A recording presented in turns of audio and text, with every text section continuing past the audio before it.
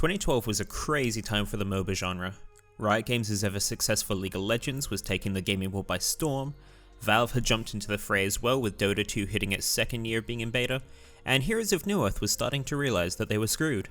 So with the two titans of industry in Riot Games and Valve battling it out for this increasingly popular genre, who in their right mind would throw their hat in the ring?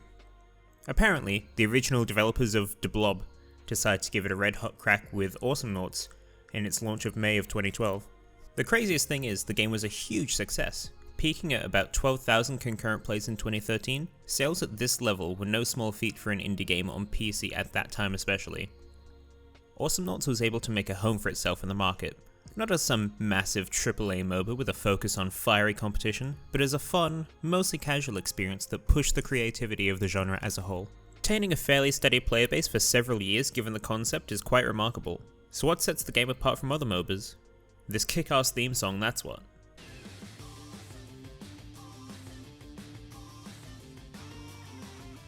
Killer soundtrack aside, the most unique aspect of Awesomenauts is its fusion with the 2D platformer genre. Every design decision has been made to add to the game's fun factor. For example, when you first arrive or respawn on one of the 5 unique maps, you're dropped from the sky, able to collect currency as you do so.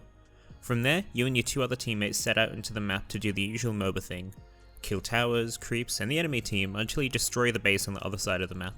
It's reasonable to assume that the 2D nature of the game would take away from the experience, but a combination of platforming, neutral areas, bushes to hide in, and map-unique mechanics never really make the game feel stale.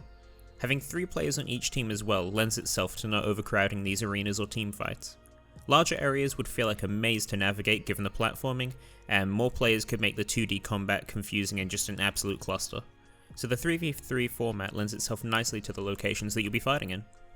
The sizable roster of 34 characters allows for a lot of variety in the gameplay. Each character feels distinct, from their design, abilities, and even the way that they move around the arena. While they all do have a role more suited to them, such as a tank, an assassin, or a brawler, the shop's functionality as well as individual playstyle really allows the player to stretch the job of the character to what's needed. As an example of really great design, my favourite Naut in the game is Vinny and Spike.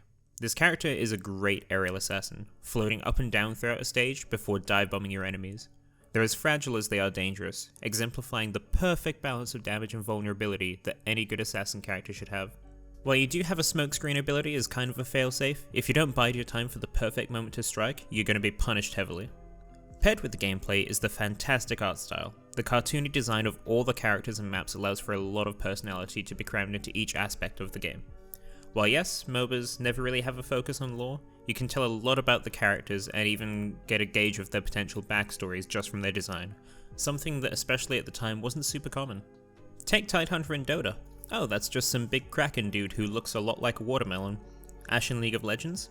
Yeah, that's a random bird with a bow that shoots ice. Now Froggy G on the other hand, this dude's an absolute frogballer DJ with a ton of personality. The wiki for the game literally refers to him as the amphibious BIG, and I will smile at any time I read that. Along with the general charm and fun of Awesomenauts itself, there's 2 other key aspects I consider as to why the game saw the success that it did in this market. The first is that the game didn't try to be something that it's not. What I mean by that is that Awesomenauts knows that it was always going to be a fairly casual game in comparison to the staple MOBAs of the time, and whilst a rank ladder was eventually added into the game, every match has some rank assigned to it. It's not necessarily this try-hard solo queue that other more serious games would have. That sort of thing wouldn't add to the experience in my opinion. Instead, adding some wacky skins and fun new characters was the game's best way to keep the player base hooked, and they succeeded in that aspect.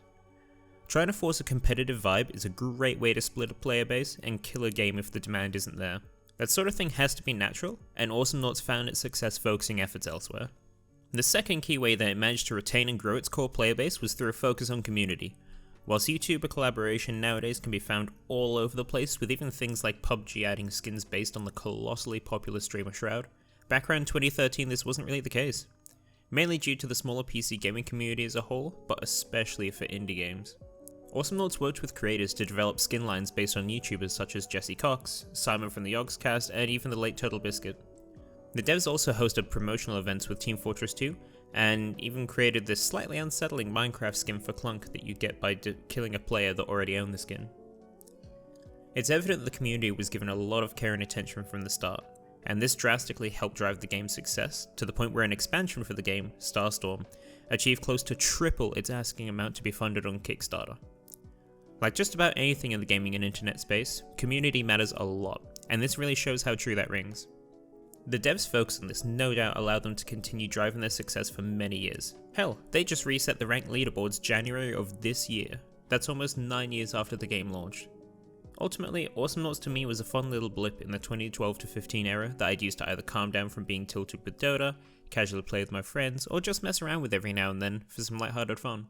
The success this game had is a perfect example of how to enter a highly competitive, well-established market the right way. If you don't have the firepower that massive studios do, you shouldn't pick up the nearest stick and start swinging. Being able to find your niche and take your ideas to the next level is what really drives great achievement in gaming. Not to mention, you can tell the amount of passion and love went into this game. While I really haven't had much fun with their latest game Blightbound, I'll never stop gushing over how cool of an indie hit that Romino's Awesomenauts was. You can still play it on Steam now for free, and while there's not that many people actively playing online these days, grabbing a couple of your friends for some 3v3s is an excellent way to kill an evening. Trust me. Thanks for watching everyone, hope you have a great day, and I'll see you next time.